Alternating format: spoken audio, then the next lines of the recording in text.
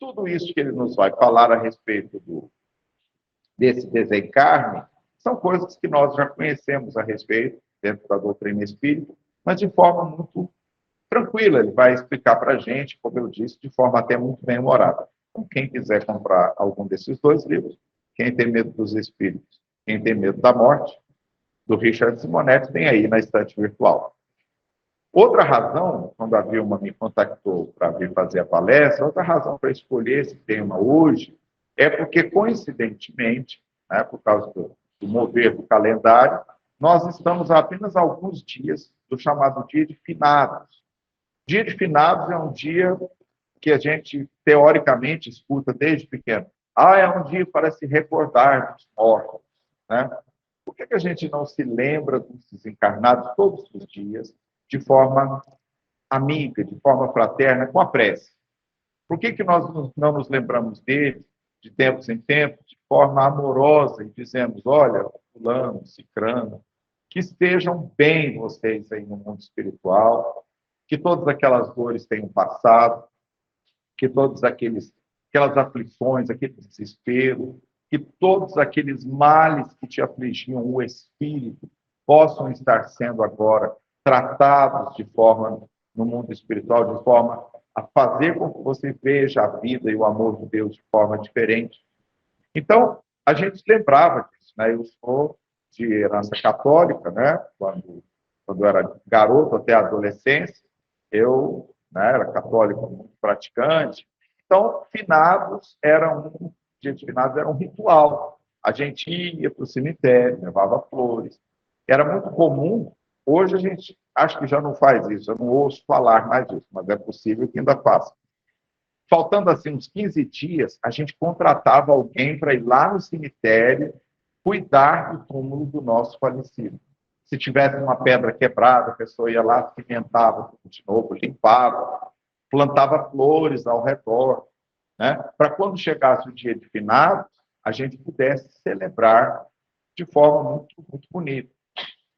Quando a gente lê Kardec, quando a gente coloca dentro da nossa perspectiva espírita os dizeres dos espíritos, segundo estão na codificação, a gente vai descobrir que não é, entre aspas, errado você ir lá e fazer daquele momento de devoção, aquele momento de lembrança, um momento para a gente se lembrar dos espíritos, da gente mandar para o nosso ente querido, né, o nosso amor, as nossas boas vibrações.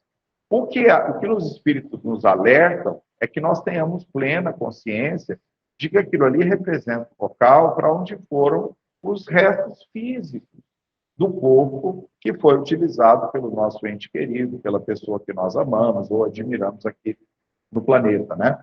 Então, vamos dizer, é proibido ir lá fazer essa homenagem? Lógico que não. Mas o que a gente tem que ter em mente é essa perspectiva do que é que nós estamos realmente fazendo.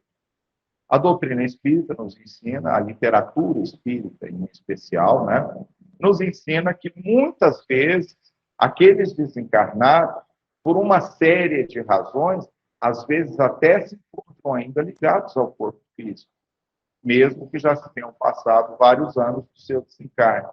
E às vezes a nossa visita ela causa um momento de consciência para que o espírito possa ser socorrido, levado para algum lugar. Mas isso não é sempre, né? Apesar daqueles que continuam naquela região. Eu tenho um amigo que leciona próximo, é professor, ele leciona próximo de um dos cemitérios aqui de Goiânia. E ele estava me contando uma história interessante. Todos os dias, ele passa em frente ao cemitério para ir trabalhar e passa em frente de manhã, e passa em frente ao cemitério à tarde, para ele poder voltar para casa. E esse ritual se repete há muitos e muitos anos. E ele estava me dizendo o seguinte, há uns meses, quando ele me contou essa história, ele começou a sentir uma compulsão, assim, uma pulsão, né, muito forte de entrar no cemitério à tarde, quando ele voltava, assim, por volta das, né, sei lá, 5 horas, por aí, assim, vamos dizer, voltando, ele sentia aquela necessidade. Não era nada violento, triste, assustador, não tinha nada disso. era uma vontade de entrar lá e orar. E, segundo ele me contou, não é que ele tenha medo do cemitério, não, mas ele estava tão cansado, e nunca era de manhã, era sempre à tarde, quando ele voltava. Aí passava, e aí passava, aí olhava, aquele cansaço.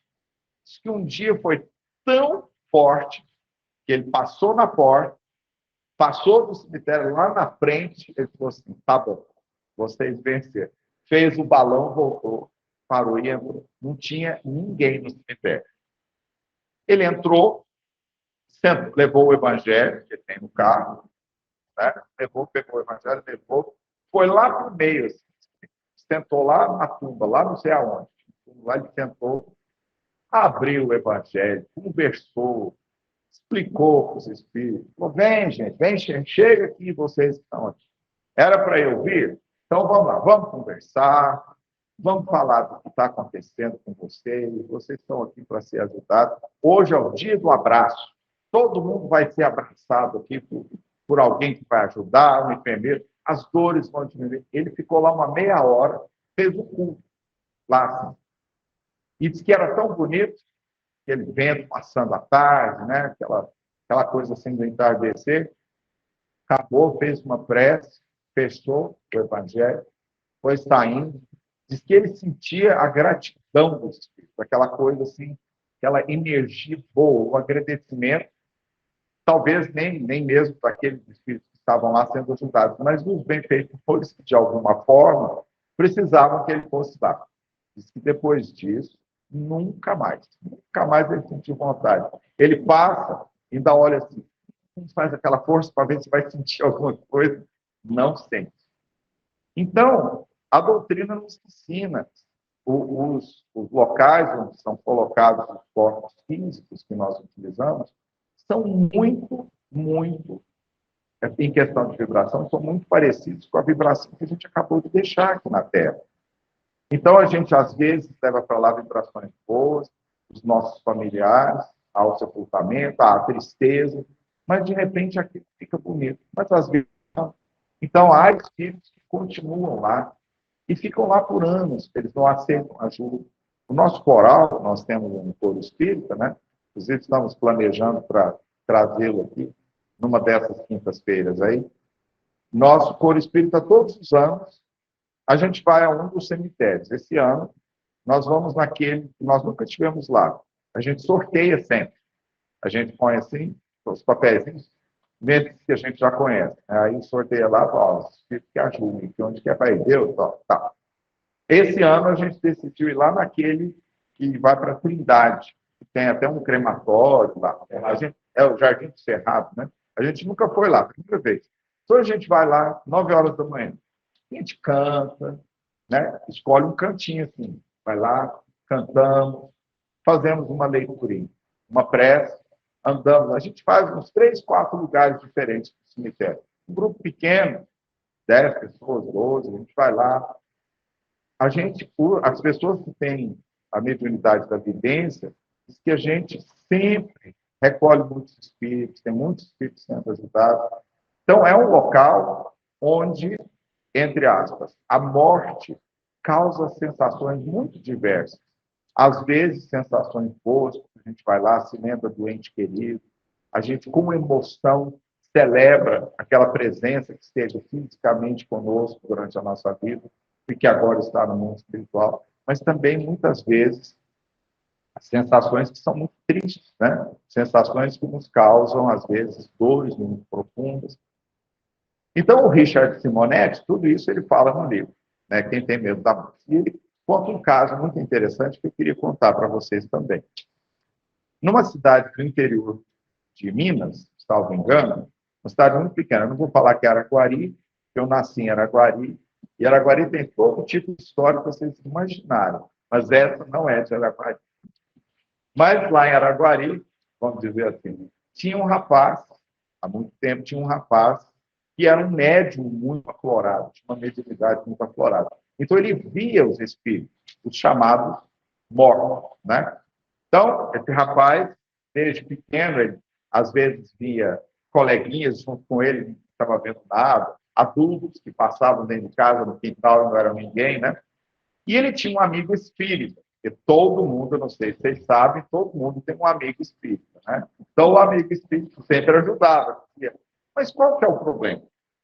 Qual que é o problema? São espíritos, conversa com eles, pelo amor de Deus, vou conversar com eles, como? Não vou fazer isso, não, deixa para lá, tá? E o rapaz, né, foi crescendo. Quando ele estava na adolescência, o pai dele desencarnou e ele começou a ver o pai dele. Aí um amigo espírita falava para ele, falava, mas conversa com o seu pai, menino. Aí ele falava assim, mas Deus me livre, eu vou conversar com ele. Mas não é o seu pai? É, mas por que eu vou conversar com ele?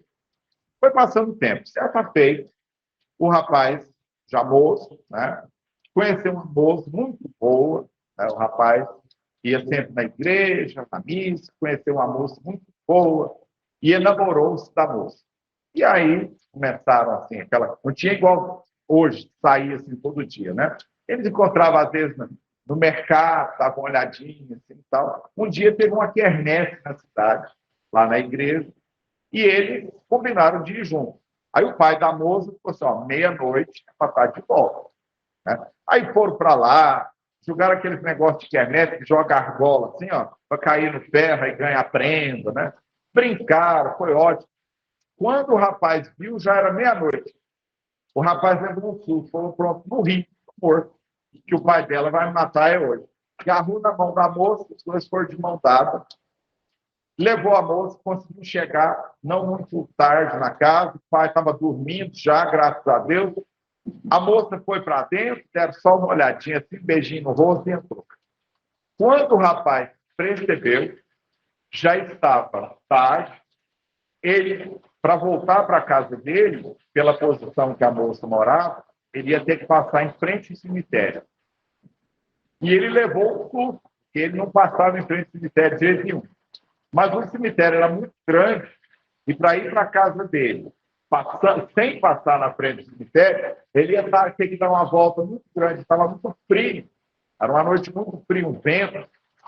Aí ele foi assim, descendo a rua, e tremendo de medo. Quando ele estava quase chegando na porta do cemitério, veio um senhorzinho, velhinho, enroladinho no casaco, né, porque estava frio, o velhinho vinha andando assim. Aí ele chamou: moço, moço, o que é, meu filho? O senhor se importa se eu for? O senhor vai passar aqui na porta do cemitério? Ele falou: vou. Falou: o senhor se importa se eu for junto? Mas de jeito nenhum. Aí foram os dois aqui, conversando. Trozeia daqui, trozeia dali. Quando pensa que não, chegaram do outro lado. Aí o rapaz, muito aliviado, agradeceu o senhor. O velho falou: o que é isso, meu filho? Foi um prazer. Aí ele falou assim: sabe o que é? Eu vou falar com o senhor. Eu morro de medo de cemitério, porque eu morro de medo de espírito. Aí o velho falou: nossa, meu filho, quando eu era vivo, eu também tinha medo de cemitério.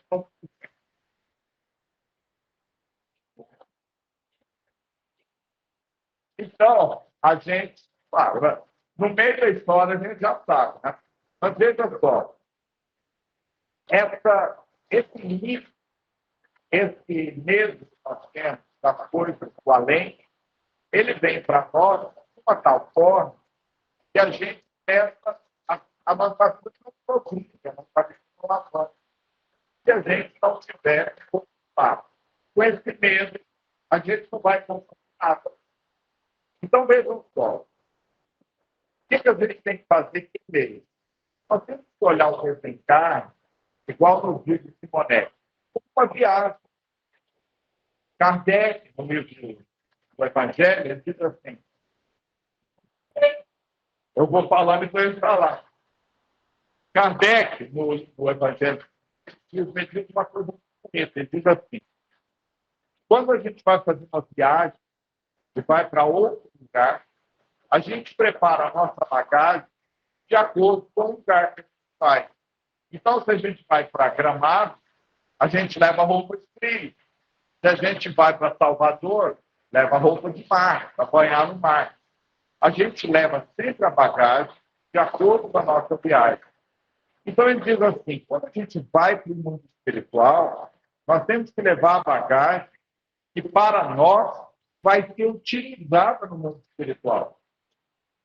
Então, a gente entende a morte como uma viagem, a bagagem tem que ser condizente com a viagem. Qual que é a nossa bagagem? É a bagagem não material. Eu gosto muito dos dois estados que as pessoas falam, né? Que caixão não tem gaveta e mortalha não tem bolsa. Então, eu acho bonito porque isso diz para nós. Do mundo, a gente leva somente o que está por dentro. Então, nós levamos as nossas inclinações morais bem proceder, né?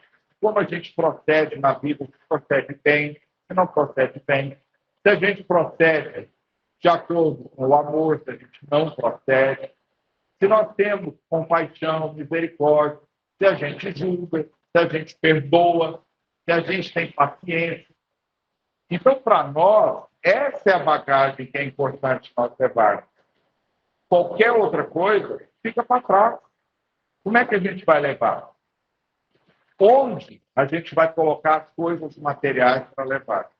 Mas acontece também da pessoa desencarnar, não leva as coisas materiais que ficam aqui, mas o espírito volta e se conecta com as coisas materiais. Então o espírito volta e fica assim: para quem será que ficou a fazenda? Será que o dinheiro que estava no banco, quem será que pegou o dinheiro que estava no banco? O espírito continua ligado nas coisas materiais. Mas é uma ligação, gente, totalmente absurda. As coisas materiais estão aqui, elas são palpáveis, a gente toca e reconhece. No mundo espiritual, elas não servem de nada para nós. Mas tudo na nossa mente é controle. Então, para nós, o que a gente pensa, o que a gente sente, onde, Jesus dizia assim, né? Onde está o teu tesouro, aí está o teu coração. Então, se o nosso tesouro é um tesouro não material, um tesouro de coisas boas, um tesouro que a gente pode levar conosco, que está a nosso favor no mundo espiritual, aí nós temos um tesouro e o nosso coração está nele. Agora, se a gente vai e deixa o nosso coração ligado nas coisas materiais, o que acontece? A gente permanece aqui. Aí tudo que acontece aqui na nossa família, a gente está sempre ligado.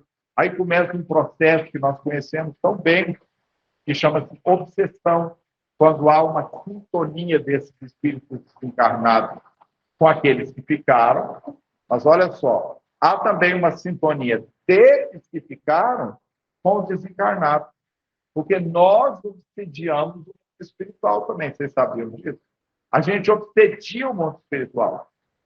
O nosso parente desencarnou. O parente desencarnou, já está lá, e a gente fica o dia inteirinho assim: fulano, por que você nos deixou? O que eu vou fazer agora sem você? Como você me deixa assim? A pessoa deixa, porque chegou o seu momento. O seu corpo físico cedeu às fraquezas que ele tinha, às doenças, as coisas que são relacionadas com a vida física daquela pessoa. Nós temos que procurar entender. Aí, eu fiz, um tempo atrás, eu fiz essa palestra e depois uma senhorinha veio conversar comigo e disse assim: e o meu filho que suicidou? Eu disse para ela, falei, olha, ela disse assim: e o meu filho que suicidou? Estava planejado também ele partir assim? Eu falei, não, senhora, veja bem, o suicídio foi um movimento que ele fez, um movimento de vontade própria. Por isso mesmo, mais ainda, nós não podemos questioná-lo no mundo espiritual. Porque é possível, de acordo com o que nos ensina a doutrina espírita, que ele já esteja desesperado do outro lado, primeiro porque reconhece, sente uma decepção enorme em pensar que toda aquela busca do nada, a busca de desaparecer na vida, a busca de acabar o sofrimento, aquilo redundou em zero, porque a gente desencarna e leva o que a gente é. Então, o espírito suicida chega do outro lado, a primeira coisa que ele sente é a decepção. Ele fala, mas então não acaba? A gente fala 1000 vezes, olha, não acaba. Aí a gente fala assim, ah, mas ele faz isso. A gente costuma julgar muito, nós somos excelentes julgadores, né? A gente sempre acha um motivo. Ah, ele foi fraco, ou então ele foi muito corajoso. Ah, ele não pensou em quem ficou. Não, nada disso a gente pode dizer que aconteceu realmente, porque a gente não viveu o que a pessoa. Então, o suicídio tem motivações muito complexas, né? O suicídio causa no espírito um estupor muito grande quando retorna, porque tudo aquilo que ele achou que ia acontecer com a sua morte não acontece. Então, em vez de julgar o espírito, que já está por perturbação profunda, numa problemática muito séria, a gente não pode fazer, inclusive, esse era o tema, né, daquele dia que eu falei lá, não pode também ficar fulano, por que você fez isso?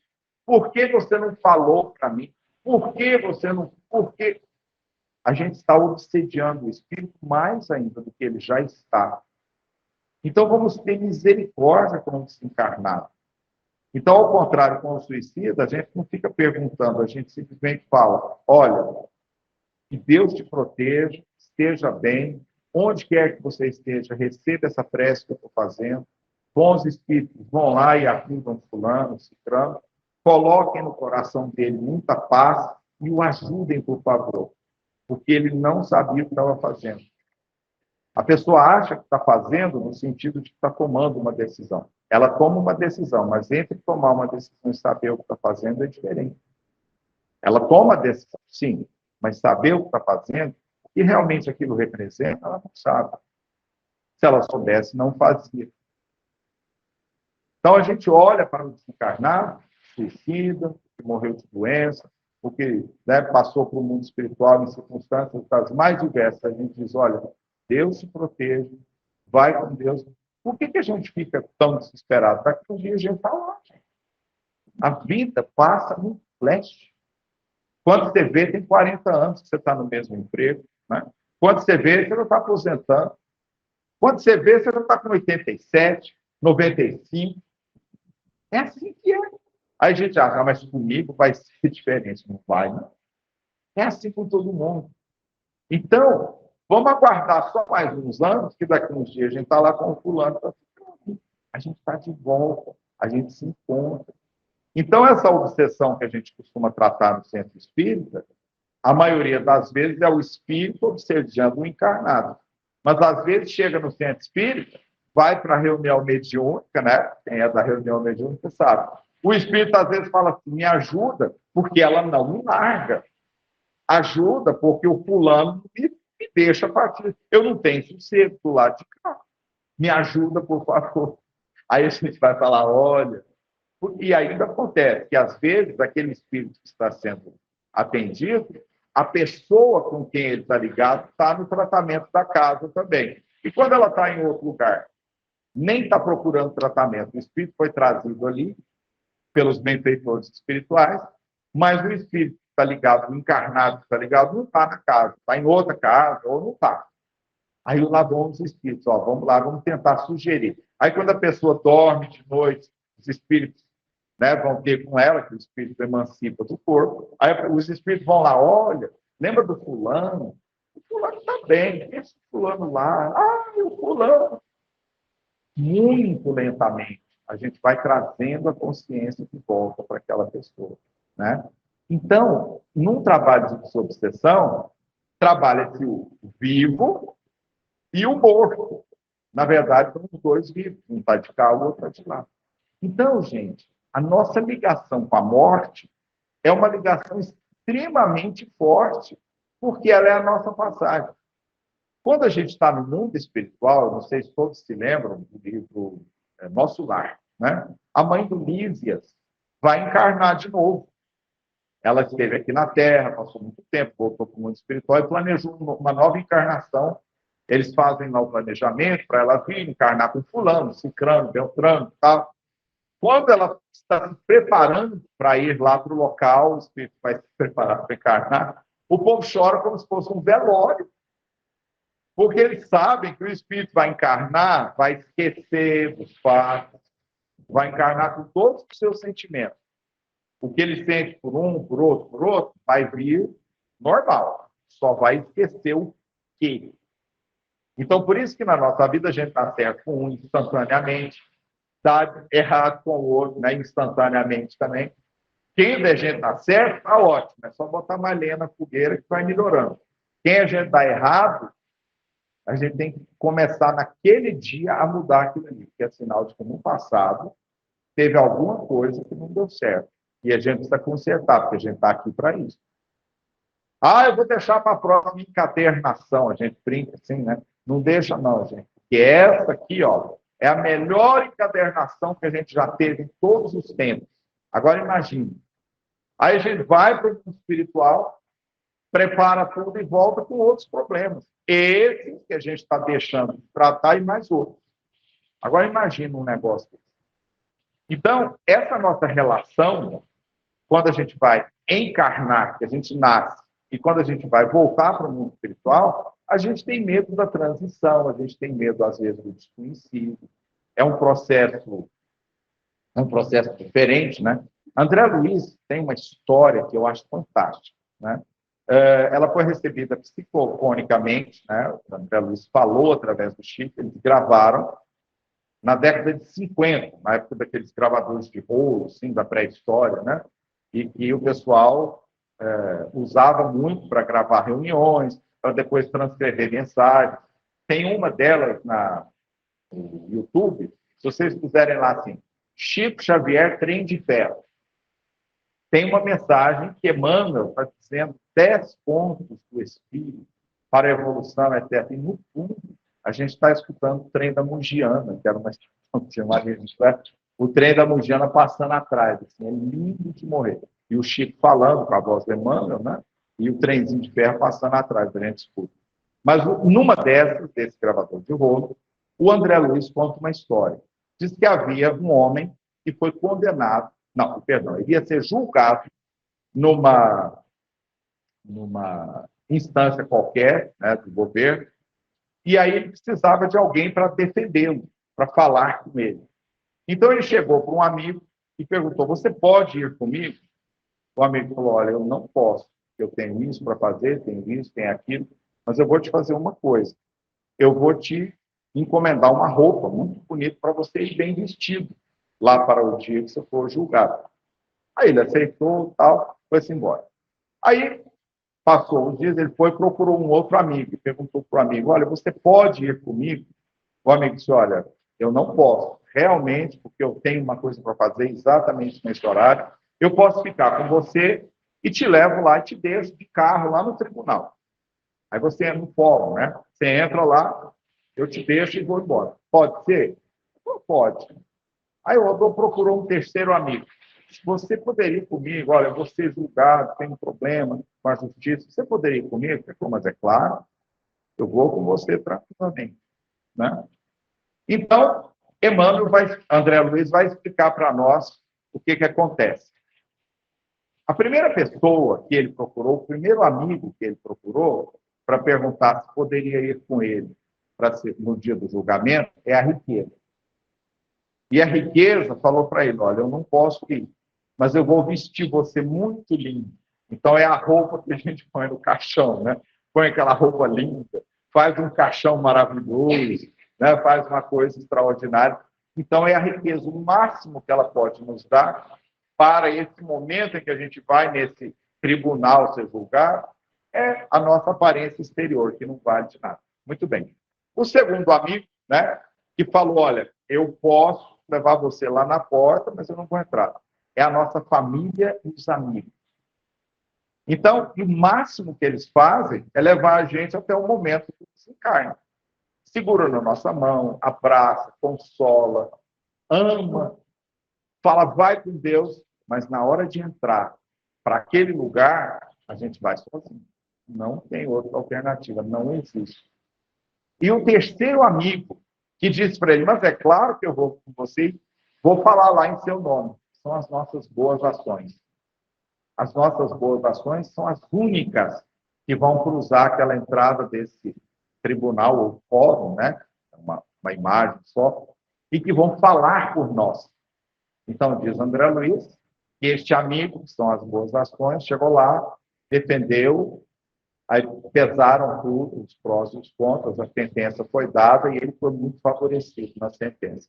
Claro, isso aí não é que ele vai nem para o céu, nem para o inferno, não é isso. Isso é só uma imagem para dizer que nós somos julgados no sentido de sermos avaliados. Julgar é uma palavra pesada, a gente é avaliado quando vai para o mundo espiritual. Sabe qual é o nosso maior juiz? É a consciência. a nossa consciência. Então, vamos parar de ter medo da morte e vamos dizer o seguinte, olha, dela ninguém escapa. Como dizia minha avó, que também já está do outro lado, ela dizia assim, ninguém fica para semente, não tem jeito. A gente vai mesmo. Né? Eu adoro estudar história, adoro, sou apaixonado por estudar da história. E leio muito personagens, etc. E eu penso, gente, está tudo morto. Né? Tudo morto. Todos vieram para cá e foram incríveis. Kardec encarnou. Chico veio cá. Muitos aqui podem ter conhecido o Chico, eu, infelizmente, não conheci. Aí o Chico também desencarnou. O Divaldo, daqui um dia, está partindo. Não tem jeito de evitar.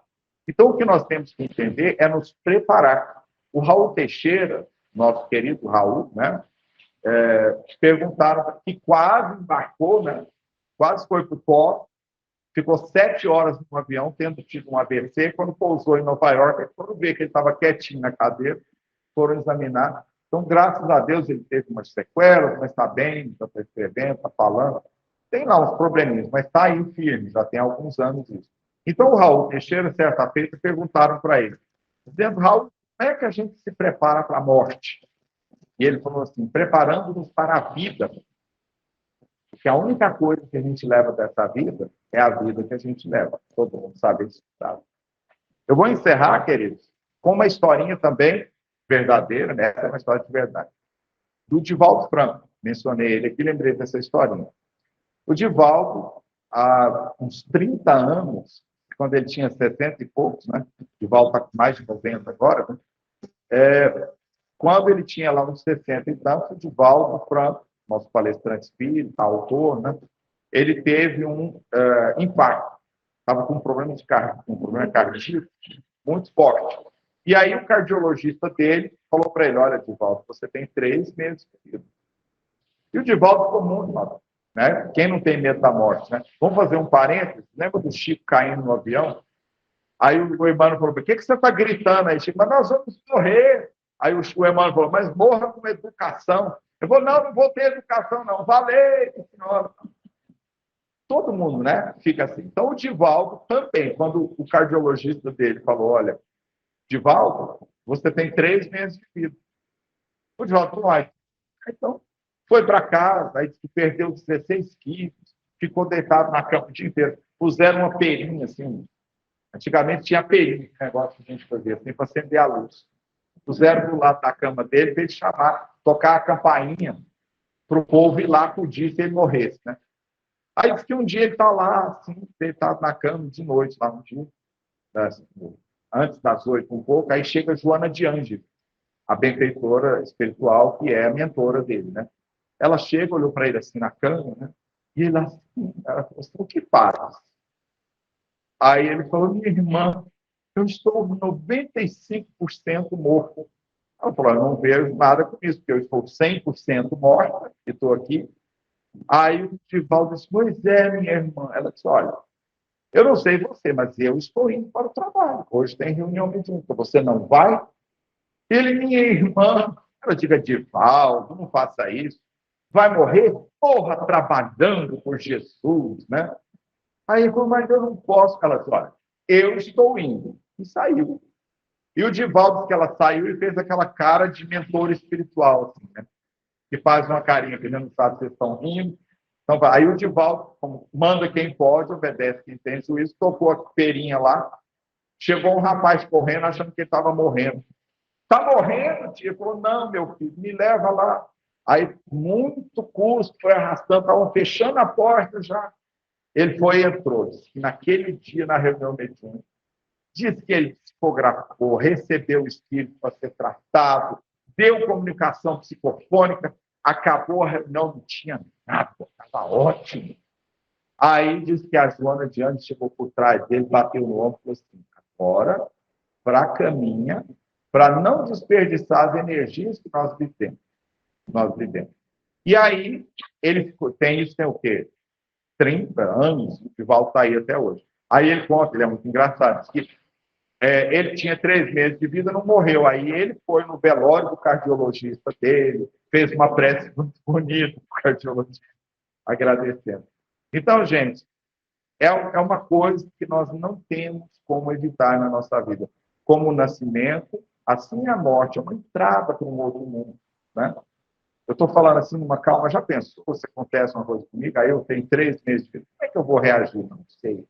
Mas eu estou falando para vocês o que o estudo da doutrina fala para a gente. Como que a gente vai reagir, gente? Aí só no momento para a gente ter certeza. Né? Nós vamos ter fé, vamos confiar, porque depois que a gente passar, gente, a vida continua exatamente como é. E depende de nós chegarmos bem, ou pelo menos, né, mais ou menos, lá do outro lado. Pelo menos com o boletim metade azul. Né? Gente, olha, um beijo no coração de todos, muito obrigado pelo carinho, e até breve, né, se Deus quiser.